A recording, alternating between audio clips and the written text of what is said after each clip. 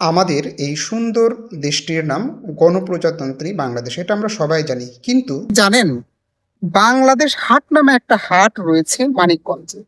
তো আমরা সেই হাটেই যাচ্ছি। ভিডিওতে আমরা এই বাংলাদেশ হাটের নামকরণের ইতিহাস সহ এই হাটের বিভিন্ন বিষয়াবলী আপনাদের কাছে তুলে ধরব।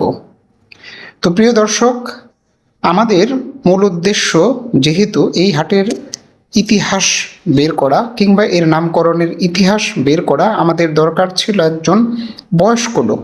তো আমরা খুঁজতে খুঁজতে একজন সবজি বিক্রেতাকে পেলাম।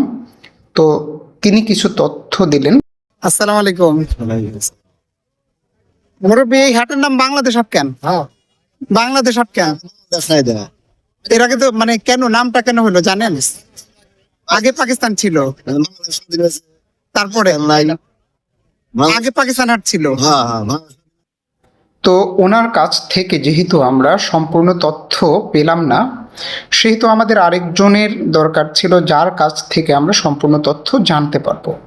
আমরা পুরো হাট তন্ন তন্ন করে খুঁজে হাটটির একদম কোনায় একজনকে পেলাম, যিনি আমাদের সম্পূর্ণ ইতিহাস বললেন।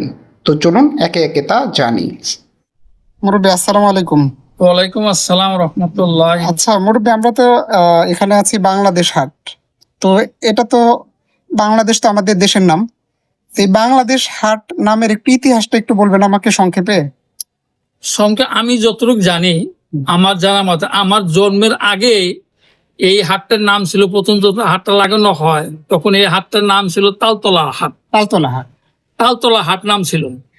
এখানে একটা তাল গাছ ছিল, সেই তাল গাছটা মনে হয় হাট রাখছিল, তালতলা হাট ছিল। আচ্ছা, তারপরে এই ভারত পাকিস্তানের ভাগ হওয়ার পরে পাকিস্তান পূর্ব পাকিস্তান হিসেবে এই পরবর্তীতে এই হাটটার নাম রাখা হইলো পাকিস্তানের হাট। আচ্ছা, পাকিস্তানের হাট নামে পরিচিত সবাই আছে এখনো। মোটামুটি পাকিস্তানের হাট চলে ফাঁকের লোক একটু বেশি চিনে। আচ্ছা, তো এখনো বর্তমান যে বাংলাদেশ, আবার ভারত বাংলাদেশ স্বাধীনতা থেকে পাকিস্তান থেকে আলাদা হওয়ার পরে, পূর্ব পাকিস্তান আলাদা হওয়ার পরে এই হাটের নাম হচ্ছে বাংলাদেশ হাট। 1971 সালের পর, 1971 স্বাধীন হওয়ার পর থেকেই এই দেশটা বাংলাদেশ হাট আমরা পরিচিত। সেই হিসেবে এইটার নাম সব জায়গায় বাংলাদেশ হাট হিসেবেই সব জায়গায় পরিচিত, সব জায়গায় আছে। এখানে কবে কবে হাট হয়? এখানে হাট হয় মঙ্গলবার আর শনিবার। আর সপ্তাহে 2 দিন হাট, মঙ্গলবার আর শনিবার। ওকে মুরব্বী, আপনাকে ধন্যবাদ, অসংখ্য ধন্যবাদ।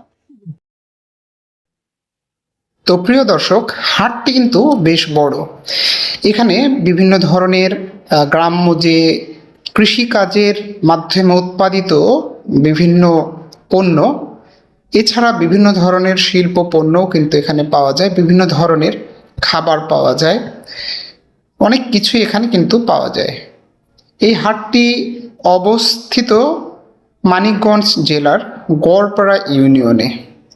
তবে দিন দিন এর জৌলুসতা অনেকটাই হারিয়ে গিয়েছে, হয়তোবা আশেপাশে ছোটোখাটো বিভিন্ন বাজার বা হাট হওয়ার কারণেও সেটা হতে পারে। তো প্রিয় দর্শক, আজকের ভিডিওটি কেমন লাগলো সেটা সবাই আপনারা কমেন্টে জানাবেন, এবং আমাদের পেজটি ফলো করবেন এবং আমাদের ইউটিউব চ্যানেলটি সাবস্ক্রাইব করবেন। সবাইকে অসংখ্য ধন্যবাদ। আসসালামু আলাইকুম।